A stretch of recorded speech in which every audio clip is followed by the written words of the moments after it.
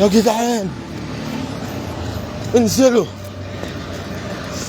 انزلوا دوروا معايا على كابتن حسين حبيب، حسين غريب. قولوا له الزمالك خسر من طلائع الجيش 3-1.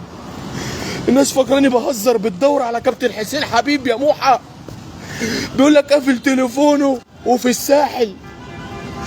كابتن حسين حبيب في الساحل يا جدعان وسايب الزمالك 3-1 يا طلائع الجيش. قولوا لكابتن حسين حبيب هو احنا هنعمل ايه قدام نادي الاهلي في السوبر؟ هو احنا هنعطل الاتوبيس تقريبا، ولا هنأجل المباراة دي تاني، ولا هنعمل ايه؟ دي كمان المباراة المباراة هتتلعب بره يا جدعان. انا مش مصدق نفسي. طب ده الاهلي بالناشئين بيكسب، بالمدربين الاحتياطيين بيكسب، هنا بيكسب هنا بيكسب، بمن حضر بيكسب، لكن احنا مال وكستنا كده 3 مع الرأفة مع طلائع الجيش. اما النادي الاهلي هيعمل فينا ايه مع وسام ابو علي؟ اضحك يا ابو علي يا خفيف الدم. لك ان تتخيل وسام ابو علي، رضا سليم، حسين الشحات، تحتهم قفشه. دي تقريبا هتبقى حدوته وليله. سيبك بقى من كل دوت، سيبك من كل ده، عشان انا تقريبا كليتي هتحصل لها حاجه، كليتي هتحصل لها حاجه. بيقول لك صفقات الاهلي هيخلص صفقه، وبيتكلم عن محمد علي بن رمضان وسفيان ابو فاله ومش عارف بن شرقي وايه، والزمالك لحد يومنا هذا ما رنش على لاعب. ولك ان تتخيل عزيز المشاهد بن شرقي قعدنا نتكلم عن الصفقة 10 سنين بعد ما مشي. لا انا عندي كلمتين عايز اقولهم بما يرضي الله. بعد اذنكم اسمعوا الفيديو ده بقى من اليوتيوبر الذكر السعيدي اللي بيقول كلمة الحق. الناس اللي عمالة تقول بن شرقي وبن قلبي وبن وركي اصل راح الزمالك.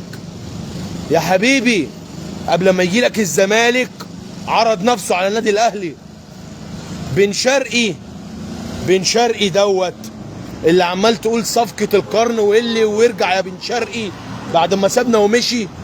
مدير اعماله، وانا الكلام ده اتحاسب عليه، وكل المنظومة الاعلامية اللي بتتواصل معايا وبتواصل معاهم عارفين الكلام اللي موحى بيقوله ده بجد. بعد محايلات وضغوطات، وبن شرقي كان حلم عمره ان هو يلعب في نادي الاهلي، ونادي الاهلي مش موافق في الصفقه. نادي الاهلي عمال يضغط على محمد علي بن رمضان، بيضغط على سفيان بوفاله، زي ما يحيى عطية الله بيضغط على اسامي كبيره. ما قلتلكش مضى معاهم. انا بقول لك نادي الاهلي بيبص لليفن تاني. خد المفاجاه وارميها البحر. لك ان تتخيل اداره الزمالك دي اللي احنا لسه خسرين 3-1 عايزين يمشوا زيزو، وتاني يبقى كوبري تاني لنادي الاهلي. زيزو لو مشي من الزمالك يعتبره في نادي الاهلي. اداره الزمالك بتفرط في زيزو. يا جمهور الاهلي يا نادي الاهلي افتكروا زيزو لو مشي من الزمالك والله مش هحلف مش هيرجع الزمالك تاني. ده اللاعب الوحيد، يا جماعه اللي بنشم فيه كوره. حتى ده انا مش هطول على حضراتكم اكتر من كده. كابتن حسين حبيب غريب، اتمنى الفيديو ده يوصل له بعد الخساره من طلائع الجيش 3-1. قولوا له ارجع من الساحل، ارجع النادي بيبوظ. انقذوا احمد فتوح، اللاعب اللي كان يعني الواحد لاعب منتخب مصر واحسن باك شمال في مصر ضاع، وانتوا قاعدين في الساحل بتصطادوا وبتركبوا الشاليه وعن. ايوه يا جماعه انا مسؤول على الكلام اللي بقوله. يا كابتن حسين يا غريب ارجع من الساحل، ارجعوا من الساحل، كفايه بتصيفوا فين؟ هو ده وقت مصيف؟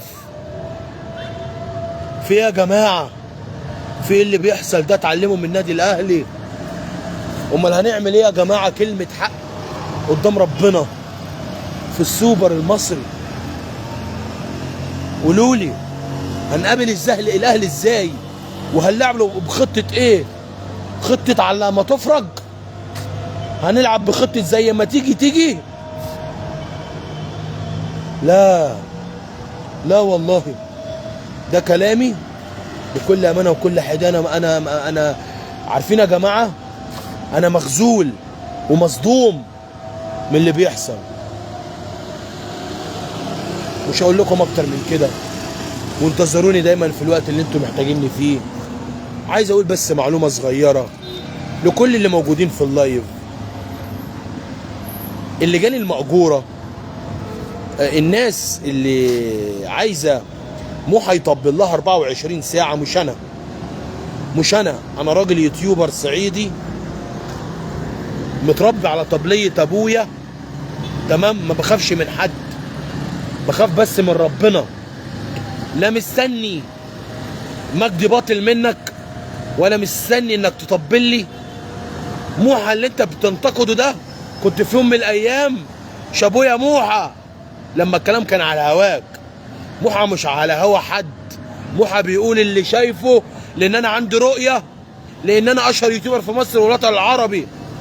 انا الشهره، انا رقم واحد. ولو نسيت افكركم، كل اللي بتعملوه ده انا مش شايفه ولا هشوفه. يا لجان يا مأجوره، يا ناس يا حاقده، يا ناس ما تحبش غير تسمع تطبيل وبس لنفسك. غير كده شكرا لا يا حبيبي، مش عايزك. شوف لك حد تاني طبعه. انا بنظف الناس دي، الناس اللي عايزين اطبل لها 24 ساعه. انا مش ملك حد، انا راجل عندي رؤيه وعندي وعي وعندي تاريخ، والحمد لله. انا بحرك السوشيال ميديا عشان انا اللي بقوله كله بيتعلم مني. الرساله دي لبعض من الناس اللي لازم اخرسهم في اللايف، لكن الناس المحترمه اللي بتتابعني جزمتها فوق دماغي.